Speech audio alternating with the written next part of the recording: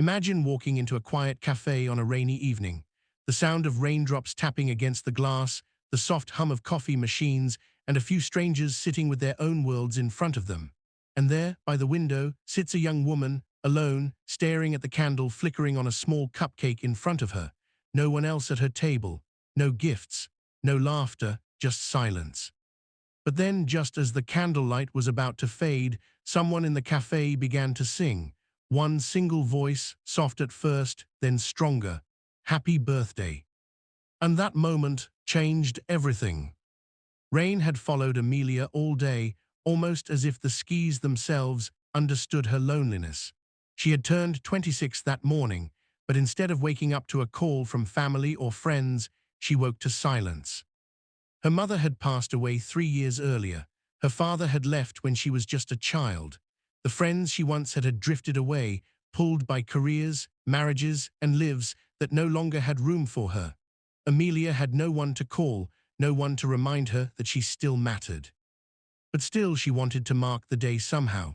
So she walked into her favorite cafe, a small place she used to visit with her mother.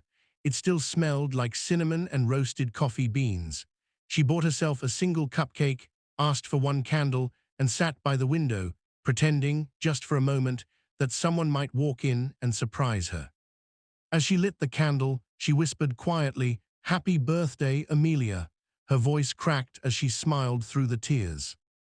At the tables around her, people noticed but didn't act.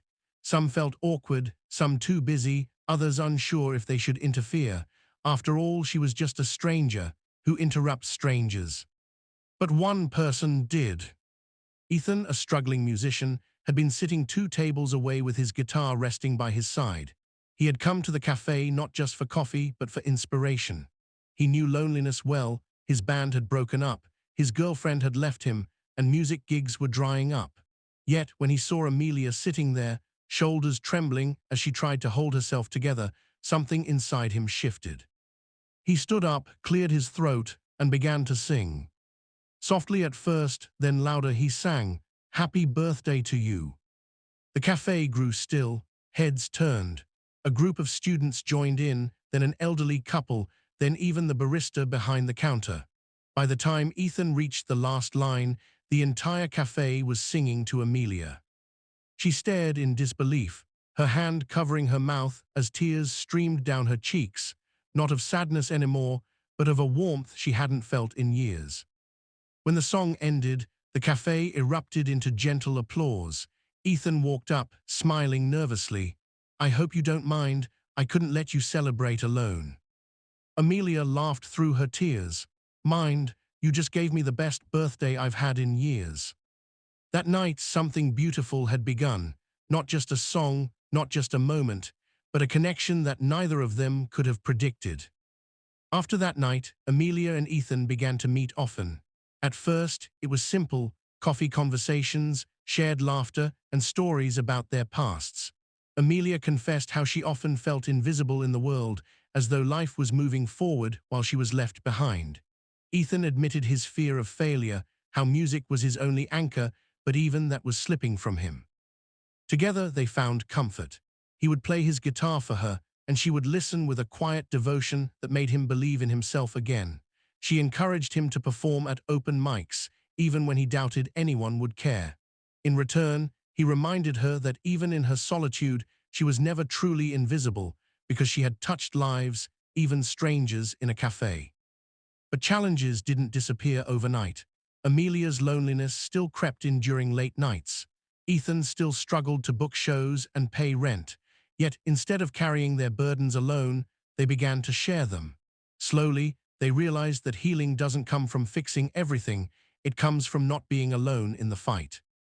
One evening, Ethan invited Amelia to one of his performances. The cafe was packed, a small stage lit with warm lights. When he stepped up with his guitar, he glanced at her in the front row. "This song," he said into the microphone, "is for the person who reminded me that sometimes one small act of kindness can change everything." Then he sang, not about heartbreak or failure, but about hope, about finding light in unexpected places, about a girl sitting alone on her birthday and how one song turned silence into music. By the end, Amelia was crying again, but this time the tears were of pride, joy, and something deeper she couldn't yet name. The cafe audience cheered, but for Amelia, the real applause was the quiet understanding in Ethan's eyes. You're not alone anymore. That night marked the start of a new chapter, not just for Amelia and Ethan, but for anyone who's ever felt invisible. Because sometimes all it takes is one small act of courage, a song, a smile, a gesture to remind someone they matter. So if you ever see someone sitting alone, don't look away. Be the voice that sings, be the light that stays, because your kindness might just be the moment that saves them.